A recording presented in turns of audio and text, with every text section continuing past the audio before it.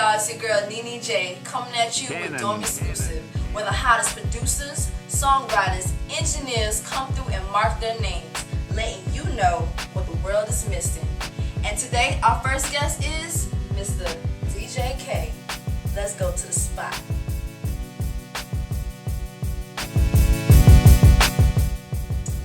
So what's up, Mr. DJ K? How you been? What you been up to? I'm fine. Oh, thank you. So let me know a little bit about what's been going on with you. I heard you've been working hard, doing some things. Okay. Focus, sir.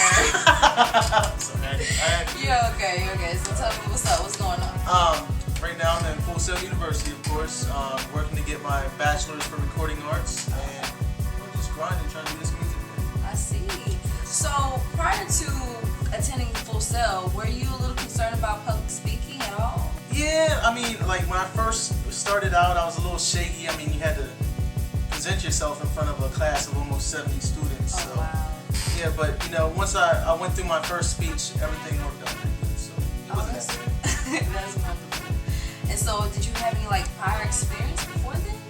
No. Okay. So, what were you most nervous or concerned about during your presentation this month? I heard you had some things going on this month. Yeah, like I said, I had to take that first step. Once I took that first step, everything was just like landslide. It was easy.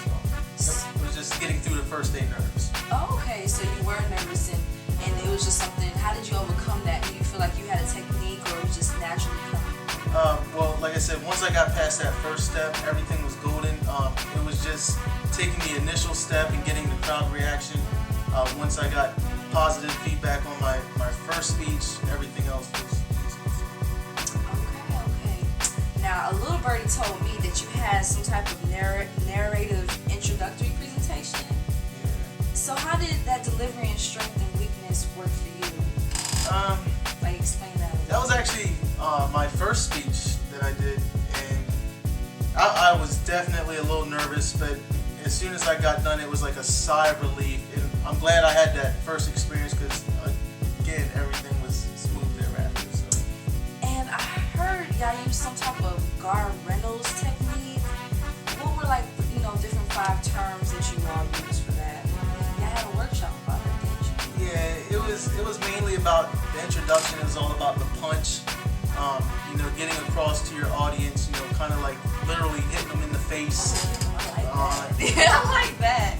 Look at Some of that, so I'm talking about it. Yeah. Some of that stuff right there. You so crazy. You know what it is, man. It's your boy, Lil Sprint out, man. I heard Prince that. of the South, man. King of the So, A, explain man. your delivery and strengths Bang your- and weaknesses during the pitch using at least 5 terms. I mean, that the artists do. For the pitch one, I think like my punch statement was. Yeah, I had to. You gotta know your stuff. You're trying to make your name. I know. No, I don't apologize. I forgot what my punch statement was for the pitch. I'm not sure. Alright, we can always, come back to that question. We gonna have to. So how did the audience respond to your visual presentation this month? Oh my God, you should have seen it. And actually, it's up on YouTube right now. Okay. I was doing a Timberland video, and my first slide was actually Timberland's tour bus, and it had a video playing on a screen, and I think it blew everybody away. I got 10 points on that from my teacher. It was beautiful. That whole slide was That's really cool. So explain like the difference between the old way of visual presentation and what you did this month, utilizing at least 5 concepts from this reference. yeah, I mean, the old way was just boring. It was slides with words, and like our teacher told us, you don't have to put words on the slide, just it's as a visual, because you don't want to repeat yourself or have a bunch of words on the screen where people's going to read it and be distracted and not looking at you. They're there to see you, not your slide. Just make it background. That's what I took. And that's good, but at the same time, the old way is what made it room for the new ways. So definitely works out. Alright, and how did the TD Talk video project help you with delivering presentation? I believe one of the assignments was the TED Talk, and you got to see different people's aspects and how they did it. I actually did a girl named Jennifer Lynn. She was I believe, a 14-year-old pianist. Oh wow, Yeah. that's Yeah, but I think it was kind of bad in my sense because you could tell she was there to play piano and she did not want to really give a speech. She was really nervous. But I kind of built it off that, you know, even though you have a passion for something else, you still got to be 100% with the people. So you got to keep that speech strong, even though it's not 100% of what you do. So you've done a lot of work this month with these speeches. I mean, you're going ham, working really hard. So what was your least favorite, your most favorite, and why? My least favorite was the first one. Because I kind of, you know, like I said, first day nerves, I wasn't 100%. But my favorite was the Timberland one, the industry speech. I love that one. Oh, okay, the industry speech. That sounds really nice. And I see you love Timberland. What's one of his favorites that you like? That was actually a question that somebody asked me, and see, I can say it real quick right now. LL Cool J Heads Funk, my favorite beat by Timberland. Oh, I know that one. You gotta get on beat first. Alright, so I'm gonna take you way back, a little back. You know, you gotta get deep into the education. Define these ethos, pathos, and logos to me, cause that ain't even English in my major. So what's that about? And explain how you use them in your speeches. From our technical difficulties, where neurons are starting to kick now. So, Mr. DJ K, Yes. how you feeling? Okay. And so, again, you know, I want to get deep into the education that you're learning here at Full Sail. What's going on with the ethos? What's that about? Define the ethos for me. Ethos is like emotional? No. Ethical. Yeah, I heard it was ethical. It's the ethical one, yeah. Example I use in one of my speeches, I would say, would be the Step Brothers one. Because, you know, I'm a crazy person. I like to laugh and have fun, so I'm very credible in that subject, so that would be an example. Okay, and you know, this is really not English to me. Pathos or pathos? Pathos is the emotional. I would say my emotional one would actually be the Timberland one, because, you know, I have a lot of emotions with Timberland. He's like my hero in production and producing, so I had a lot of feeling, and you can actually tell it's one of my best speeches. I can tell. I feel the energy right now, the emotion, energy like that. And now, focus. Okay. So let's define Lagos. What is Lagos about? That's the logical. I can give you a good example with that. My Step Brothers one. We had information about its opening weekend and how much money it sold and stuff like that. So that would be. So let's go back to your speeches.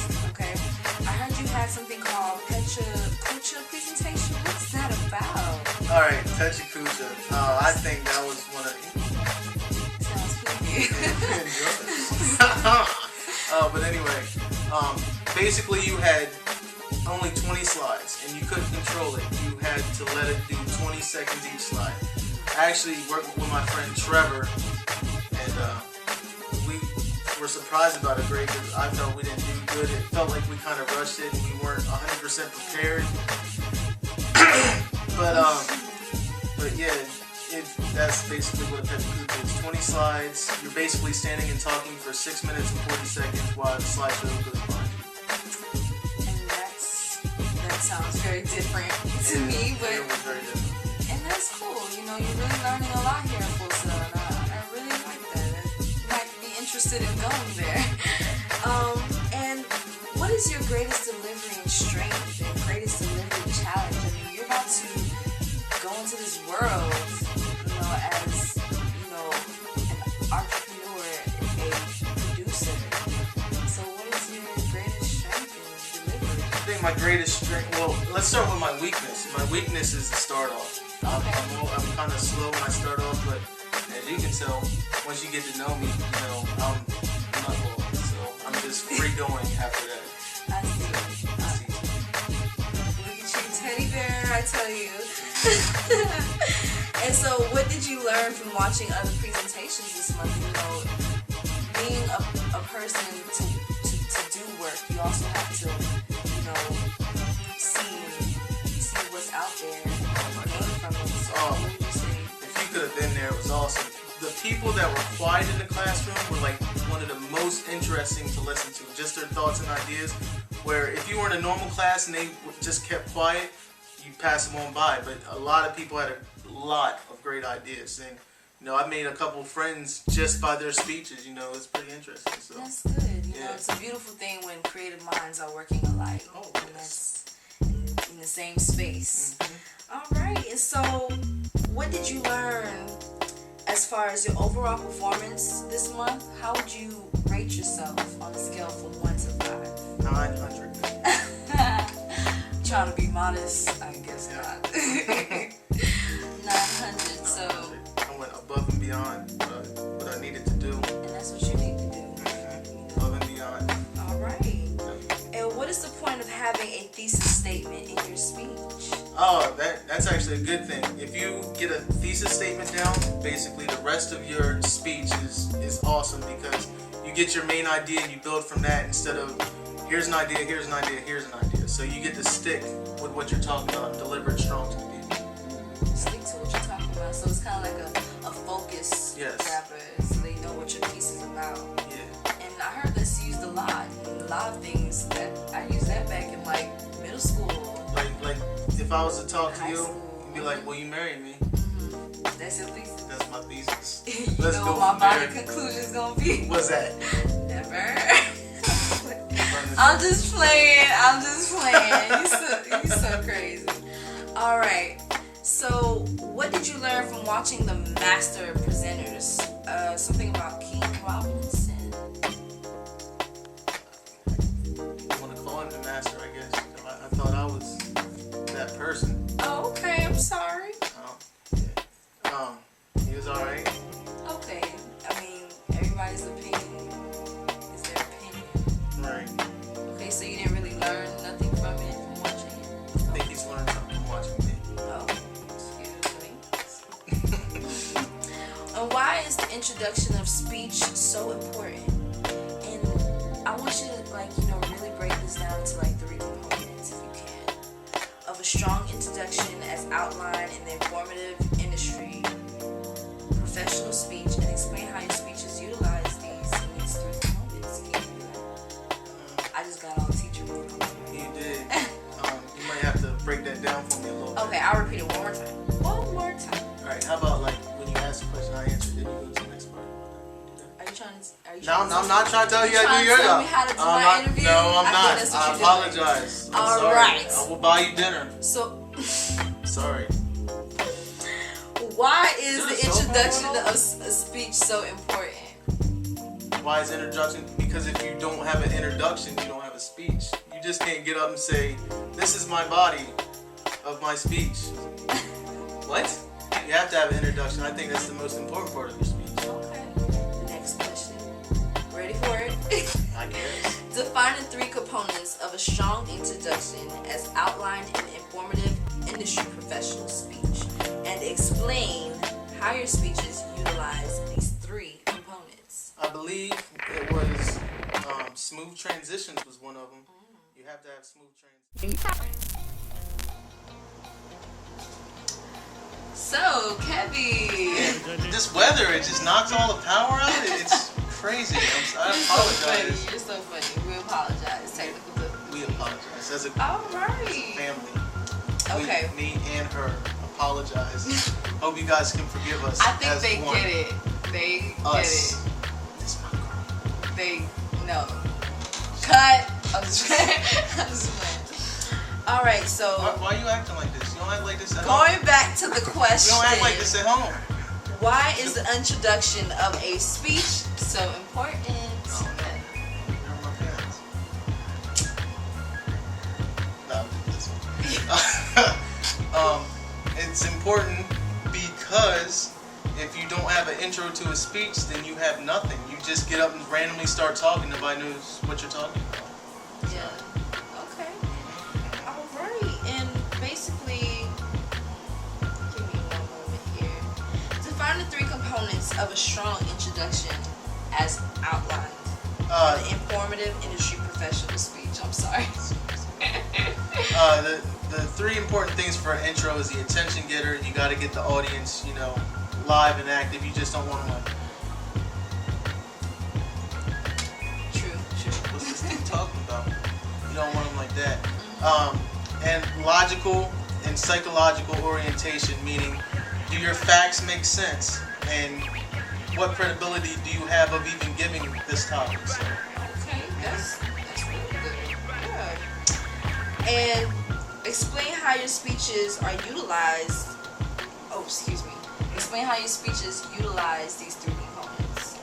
I tried my best to use them in all three, but if I had to label them out as such, my Timberland one would have the attention getter, of course, with the nice slide and intro. And really the psychological and logical one would be for Step Brothers, because I had the background. I like to have people laugh, and we had facts that backed that up. So that's what that did. Okay. Yes. That's what's up. I'm glad that you're able to connect the work you do to the things that you learn in class. That's really good. Look at you, kid. Getting all smart and stuff. Doing it for you. Oh, you're so great. What are your feelings concerning public speaking after this experience this month? Like my concerns? Like, yeah, your feelings concerning about public speaking. Do you? I know initially you said that you were nervous when you thought that you had to take a public speaking class. So how do you feel now that you've taken the class? Or if I was to say, if I had to present something again, I wouldn't be nervous. That'd be a straight lie, and I'm not a liar. Yeah. That's why when I say I love you. But anyway, let's get back on this professional tip. Yeah. Because you don't want to talk about my home life and stuff in front of these people. What home life? Yeah, you gonna make me cry. You won't have to get back on this question. But anyway, All right. check this out. I would be lying at that point. I'm still gonna have nerves, but this class has really helped me. You know, just say go out and do it. Read the crowd. As long as you have your thesis and some like punchlines and everything, good to go. Anybody can do it. So these are the things that you will take to use in the future when it comes to your speeches. Well, well, I see that you have everything put together. You're well put together, and that's good. And wishes and best wishes to you in the future. And I'll definitely will look out for your name and your instruments, and probably buy your CDs and stuff. Can't wait. Why would you buy my CDs? I mean, I'm sure you're gonna be making instruments for artists and things. Yeah, but you're my wife. So Oh why my would you have to buy gosh. my stuff? Thank you for coming to Dorm Exclusive with Nene J and DJ K. Have a wonderful day. Illuminati.